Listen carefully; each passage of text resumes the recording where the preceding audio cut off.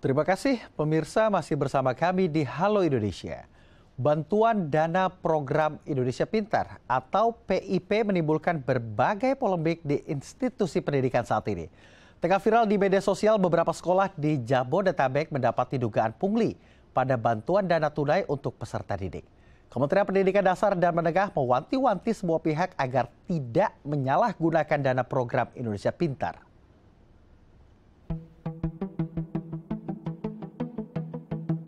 Guna memastikan akses pendidikan bagi siswa dari keluarga tidak mampu, pemerintah lewat Kementerian Pendidikan Dasar dan Menengah atau Kemendikdasmen meluncurkan bantuan uang tunai lewat program Indonesia Pintar atau PIP. Program ini bertujuan meringankan biaya pendidikan agar siswa tetap dapat bersekolah tanpa hambatan.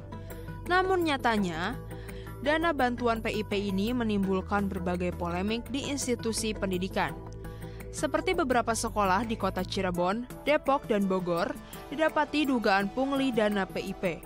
Mulai dari pemotongan dana sebesar Rp200.000 sampai dengan penahanan ATM. Melihat hal tersebut, Kementerian Pendidikan Dasar dan Menengah Pendidikan mewanti-wanti semua pihak agar tidak menyalahgunakan dana program Indonesia Pintar atau PIP, sebab dana tersebut digunakan untuk memenuhi berbagai keperluan pendidikan. Untuk membahasnya lebih lanjut sudah terhubung bersama kami Ina Lim, pengamat pendidikan. Kita akan sapa langsung narasumber kita. Selamat siang Ibu Ina, apa kabar? Selamat siang Mas Akbar, sehat-sehat. Baik, Ibu Ina, program Indonesia Pintar ini ditunjukkan untuk siswa-siswa yang non-sejahtera begitu ya, prasejahtera maksud saya, untuk membantu mereka dalam operasional bersekolah begitu. Tapi hal ini tidak sedikit uangnya, dananya ini diselewengkan. Apa yang terjadi pada sistem pendidikan kita? Ya, sebetulnya ini sudah sangat memprihatinkan dan sudah terjadi bertahun-tahun dan di banyak daerah ya. Jadi mau menyebut oknum itu juga jadinya agak capek gitu. Karena sudah sangat sistematis. Jadi ini sekalian untuk mengedukasi masyarakat bagaimana sih ekosistem korupsi di dunia pendidikan. Kita pakai presiden yang sudah terjadi sebelumnya yang sudah diproses secara hukum ya. Tahun lalu itu sudah ada kepala sekolah yang sudah diproses secara hukum. Itu kepala sekolah SD negeri di Serang, Banten. Sekaligus dia juga pengurus PGRI gitu, pengurus atau bahkan ada media yang menyebut ini ketua PGRI.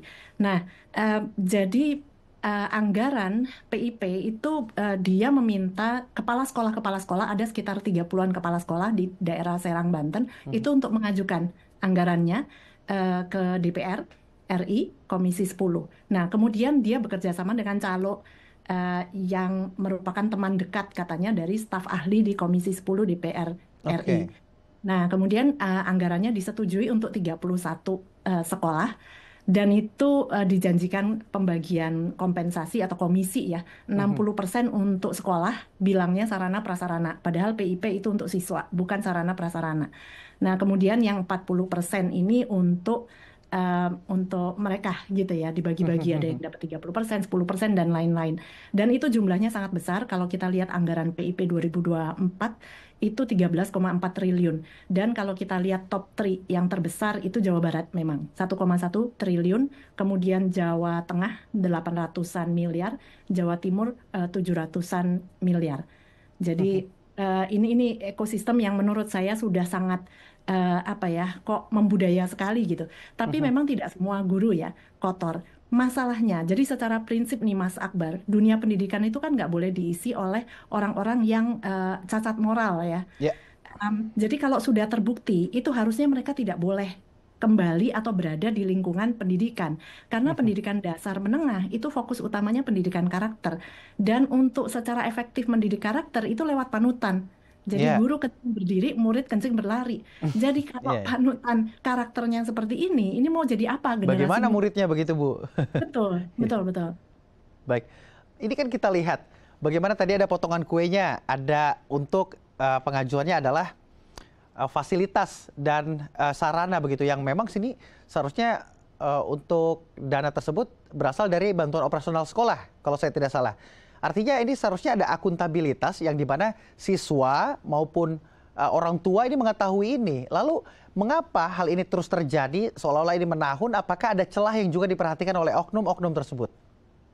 Benar sekali, justru celahnya banyak ya kalau tidak ada transparansi data. Kemudian dalam membuka rekening, kemudian ini kan aneh juga karena kalau untuk siswa dan orang tua yang tidak memiliki siswa yang belum usia 18 ke atas memang tidak bisa punya akses ke rekening bank begitu ya. Jadi bisa diwakilkan, tapi diwakilkan itu kan harusnya oleh orang tua atau wakil. Jadi bukan oleh kepala sekolah. Kalaupun oleh kepala sekolah, ternyata kan memang tetap harus mendapatkan surat kuasa tanda tangan dari siswa dan atau orang tua. Nah, tapi yang namanya seperti ini hanya masalah administratif itu sangat mudah untuk ada celah-celah diakalin gitu ya. Bahkan nama-nama itu juga ada ya penemuan-penemuan 800-an lebih nama yang harusnya mendapatkan PIP itu dibuat sama semua gitu. Jadi ini mau nyolong tapi males banget gitu ya. Jadi namanya dibuat sama semua, diajukan aja pokoknya jumlahnya ribuan gitu. Nah, celah selalu ada. Ya, Artinya dalam cuman penyaluran tersebut banyak yang memanfaatkan celah-celah itu. Lalu bagaimana pengauditannya? Siapa yang bertanggung jawab? Siapa yang seharusnya memiliki pertanggungjawaban terkait penyaluran dana tersebut dari pemerintah pusat hingga sampai ke siswa?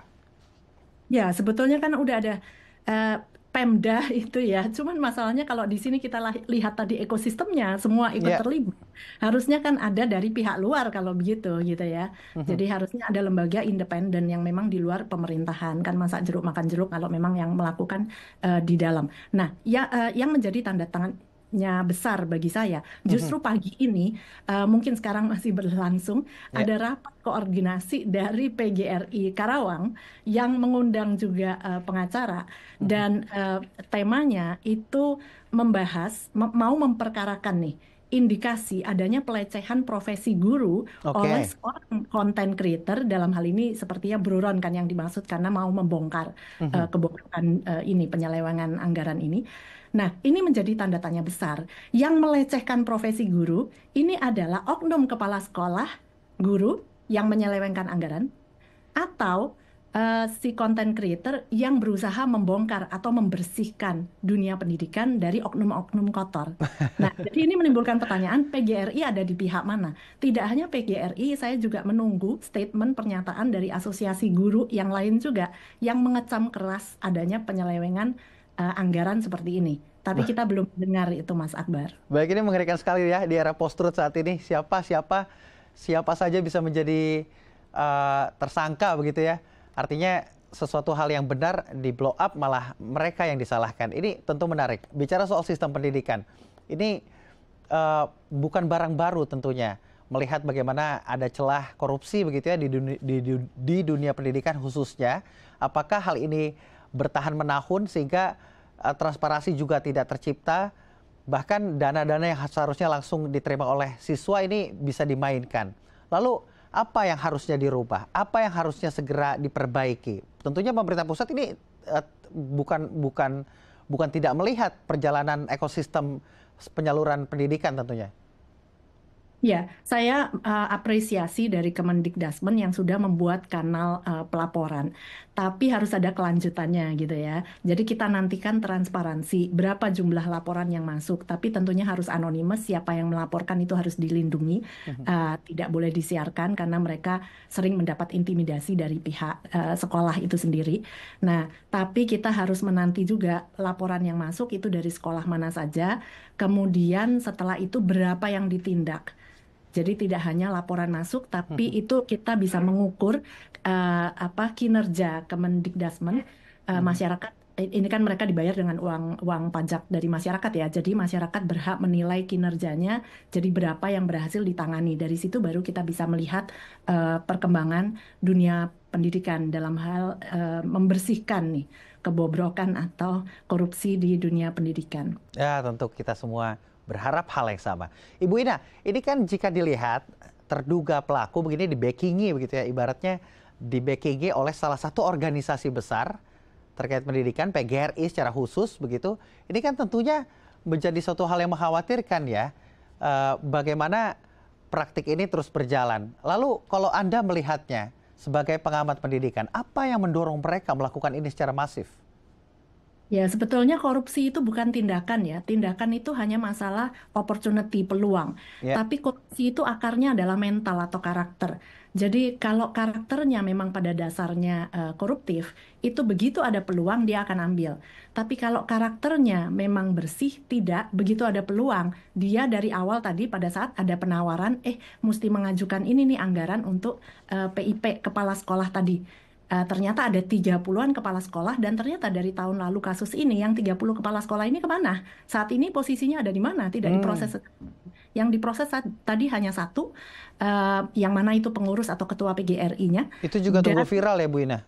itu nunggu viral, itu nggak viral. Tahun lalu nggak viral, Nggak jadi viral kayak ya? senyap aja beritanya. Mhm. Nah, yang saya mempertanyakan yang 30-an lain yang mengajukan ini kemana gitu? Apakah masih di PGRI yang sekarang sedang rapat ini atau gimana? Ada juga pungli, praktek pungli. Ini bagaimana Ibu melihatnya? Ada praktek pungli di mana siswa-siswa yang seharusnya mendapatkan dana dengan jumlah yang ditentukan, ini perlu membayar kepada sekolah atau oknum-oknum tertentu. Ya, betul. Karena praktek pungli ini ya tadi bagi-bagi kan, minta 10%, minta sekian-sekian, akhirnya itu dibagi-bagi. Sehingga satu orang mungkin menerimanya tidak sebesar kayak kasus korupsi lain gitu, satu orang ratusan miliar. Yang tahun lalu kena ini satu orang mungkin katakanlah kayak 400 juta gitu. Tapi setelah dibagi-bagi totalnya mungkin 1,3 miliar ternyata. Dan ini tidak hanya anggaran PIP ya. Jadi korupsi di dunia pendidikan ini udah di segala lapisan, di segala program pengadaan. Baik itu pengadaan psikotes, baik itu pengadaan alat tulis, baik itu pengadaan juga pelatihan guru. Itu sudah sangat masif, Mas Mhm. Akbar. Jadi ini yang mempengaruhi kualitas pendidikan kita sebetulnya. Mhm. Tentu ini sangat mempengaruhi kualitas pendidikan kita karena ini menyangkut kepada siswa-siswa, operasional siswa untuk belajar begitu ya. Bagaimana SDM kita akan terus bertumbuh menggunakan dana-dana bantuan tersebut. Saya semakin penasaran bagaimana proses hukum yang berjalan ketika kasus-kasus ini sudah semakin diperhatikan. Tapi jangan dijawab terlebih dahulu, Ibu Ina. Kita akan break terlebih dahulu, pemirsa juga jangan kemana-mana, tetap di Halo Indonesia.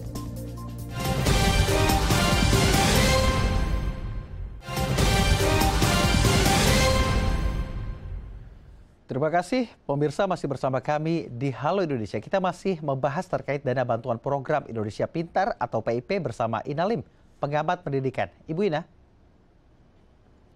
Ya, Mas kita Akbar. lanjutkan pembahasan kita, Bu. Ibu, bicara soal program Indonesia Pintar. Ini kan juga menjadi pertanyaan besar, bagaimana sistem penyalurannya, siapa saja yang terdaftar.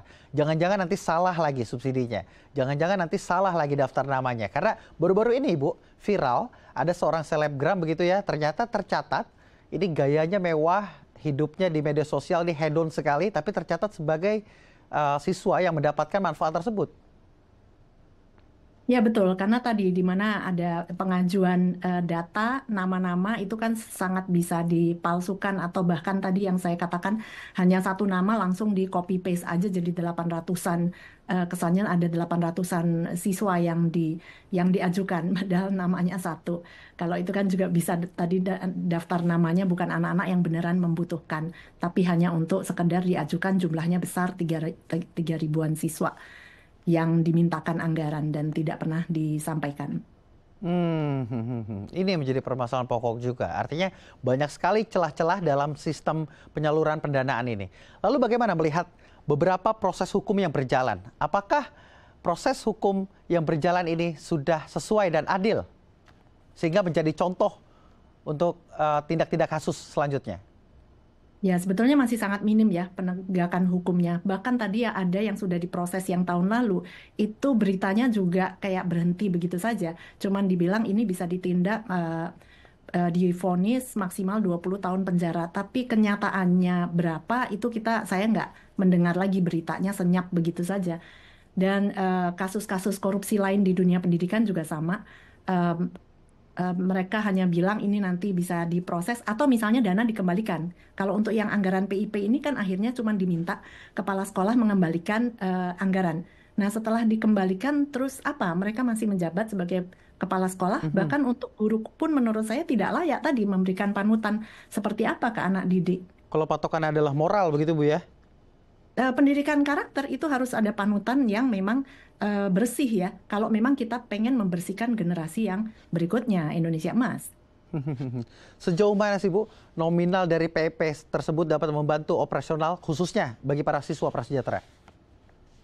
Eh, Secara nominalnya mungkin berjenjang ya. Kalau kayak SD begitu sekitar 450.000 per tahun, kalau SMP sekitar 750.000, kalau SMA ini yang cukup besar 1,8 juta per anak, per siswa per tahun.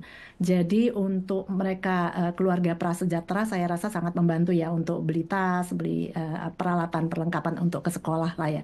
Tapi yang paling utama menurut saya masalahnya tidak hanya di PIP saja gitu. Ya. Jadi itu mempengaruhi kualitas misalnya kayak infrastruktur. Nah, kita tahu itu juga kalau dikorupsi laboratorium di sekolah, fasilitas yang lain gitu. Belum lagi masalah pelatihan guru. Berarti kan kualitas gurunya ini anggaran yang bocor bertahun-tahun ratusan triliun itu berapa? Akhirnya nggak efektif untuk meningkatkan kualitas gurunya saja. Jadi pada kenyataannya itu proses pelatihan guru seperti ini. Misalnya anggaran itu untuk 4 hari. Jadi pelatihnya datang hari pertama, itu udah langsung nanya, gimana kita mau 1 hari aja atau 2 hari saja. Oke. Nah, itu yang terjadi di lapangan. Dan itu cerita saya dapatkan langsung dari kepala sekolah, dari para guru langsung. Artinya ada kesalahan dalam sistem pengawasan penyaluran dana, baik dana BOS, baik dana PIP tersebut. Betul, kalau sistem yang mengaudit itu dari dalam sendiri. Nah, ini yang saya selalu khawatirkan. Jadi harusnya pimpinan-pimpinan tertinggi di dunia pendidikan itu harusnya seorang eksekutor. Jadi masyarakat banyak yang nggak tahu, selalu berharap akademisi. Padahal jangan mengambil orang dari dalam sistem yang sudah corrupted lah ya. Jadi harusnya ambil seorang eksekutor, tapi dikelilingi oleh ahli-ahli pendidikan dalam hal untuk membuat kebijakan yang memang kayak kurikulum dan lain-lain. Tapi problem terbesar di pendidikan kita itu korupsi sebetulnya. Jadi kita sekarang sedang butuh sosok yang berani, tidak hanya bersih tapi berani. Itu dulu. Untuk memberantas ini nggak usah fokus mengganti-ganti kurikulum atau yang lain-lain, hanya berantas korupsinya. Saya yakin itu perubahan kualitas pendidikan akan lebih terasa kelihatan. Baik, tapi yang berani biasanya akan disingkirkan secara cepat. Nah itu kill the messenger tadi ya, seperti Bro Ron. Jadi dibunuh yang menyampaikan.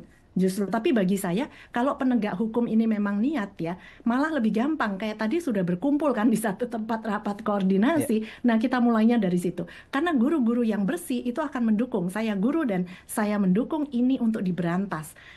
Sementara yang mereka memaki-maki itu semacam kalau di kelas ngacung gitu ya. Saya tolong diperiksa gitu. Jadi menurut saya ini lebih gampang justru. Yang memaki-maki di media sosial tinggal di screenshot aja. Kalau mau startnya dari mana ya dari sana. Baik.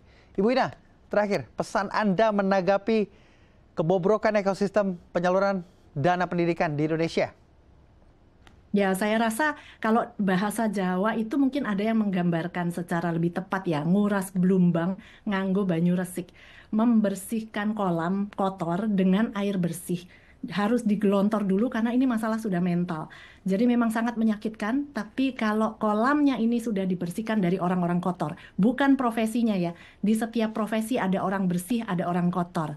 Jadi di bidang pendidikan siapapun itu yang kotor kalau bisa disiram dengan air bersih, dan ini yang sebetulnya mau ditangani di pemerintah sebelumnya yang mana mengadakan program kepala sekolah penggerak, karena mulai dari perekrutan kepala sekolah sendiri itu sudah tidak bersih gitu kan. Baik. Nah ini mau ditangani tapi memang belum sempurna, tapi sudah langsung dikembalikan lagi. Belum lagi nanti PPPK.